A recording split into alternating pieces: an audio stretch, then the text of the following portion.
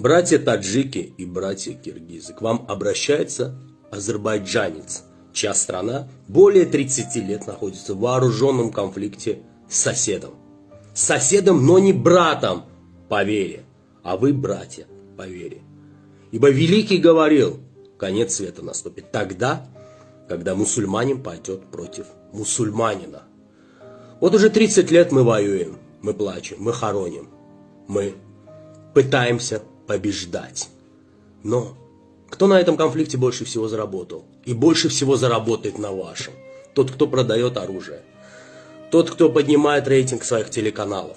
Тот, кто будет отдыхать где-то за рубежом, чьи дети будут учиться в Европе, чьи матери не будут знать слез, чьи жены не будут хоронить мужей. Вы только потеряете. Погасите это небольшое пламя сейчас, ибо потом будет гореть весь лес. Когда мы прощаем, ответ очень прост. Мы прощаем бесконечно, только тогда, когда любим. Точнее, пока любим.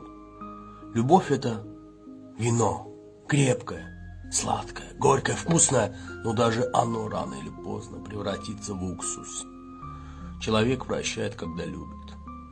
Человек прощает и на многое глаза закрывает, ищет повод простить, потому что понимает, что не сможет без этой суки, твари, жить. Но эти прощения мы где-то складываем на полочки, и рано или поздно эта полочка переполняется и рушит весь шкаф нашего с вами терпения.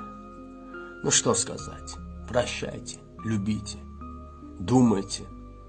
Человеку свойственно ошибаться, человеку свойственно влюбляться, человеку свойственно просыпаться.